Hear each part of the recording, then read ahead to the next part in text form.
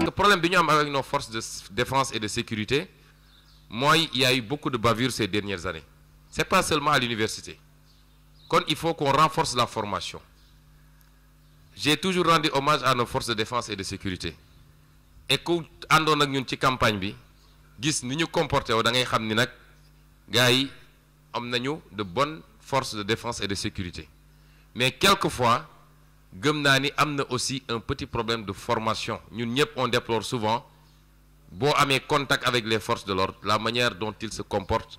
Nous comparons avec si démonté Europe, si nous arrêtons ce auto, correction, nous lay saluer, nous avons fait infraction, nous avons duñu wax ak yow duñ la yoxu dem bind dañuy bind ñew tek jox la duñ la laaj fukki dërëm nga xol légui yenn comportement yi am ci suñu force de sécurité yi il faut dire les choses telles qu'elles sont. Il y a beaucoup de choses à faire en termes de formation et que nos forces de défense doivent comprendre que le citoyen n'est pas un ennemi, n'est pas un adversaire.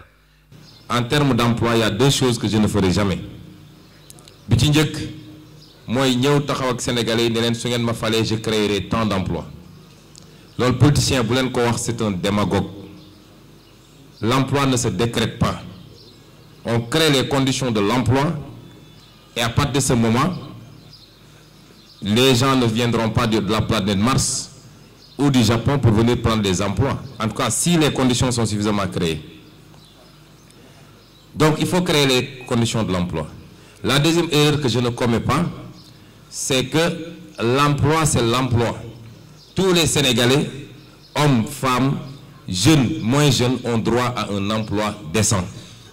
Donc, Mounoko Sende n'est spécifiquement l'emploi des jeunes, d'autant que les jeunes s'arrêtent à 35 ans. Est-ce que la personne qui a 44 ans comme moi, qui n'a pas d'emploi, est-ce qu'elle a moins droit à un emploi qu'un jeune qui a 25 ans? Je dis non. Donc parlons d'emploi globalement.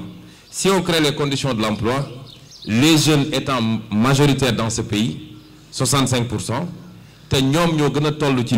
évidemment les jeunes vont bénéficier beaucoup plus de l'emploi que toute autre catégorie. Mais quelles sont les conditions pour créer l'emploi? J'aimerais bien que tout candidat qui va vous dire qu'il va créer de l'emploi, un candidat vous avez promis 500 000 emplois, au moment du bilan, Dieu sait qu'il n'en a pas créé le tiers. Il y a 1 million d'emplois. Mais la question qu'il faut poser à chaque candidat, moi, quel schéma vous allez mettre en place pour créer l'emploi? Moi, je vais vous dire qu'est-ce qu'on va faire pour créer l'emploi. Et chacun d'entre vous pourra après apprécier de la faisabilité ou de la cohérence des propositions qu'on formule.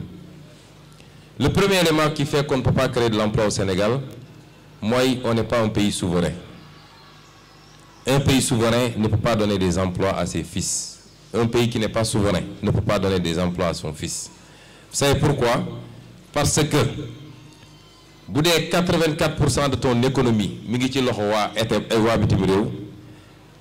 même si tu fais 10% de taux de croissance, les 8,4% sortent du pays. Tu n'as pas créé une croissance pour toi-même. Et c'est pourquoi depuis 3 ou 4 ans, on nous parle de taux de croissance. Tel le pauvreté, tel le chômage, parce que la croissance n'est pas inclusive, elle n'est pas endogène, la croissance sort du pays. Le premier combat, c'est de reprendre notre souveraineté. Pour reprendre la souveraineté, il faut avoir le courage de dire que nos richesses naturelles, en termes de droit, 10%, on va tout renégocier parce qu'il nous faut au moins 60% dans les plus brefs délais dans nos richesses naturelles.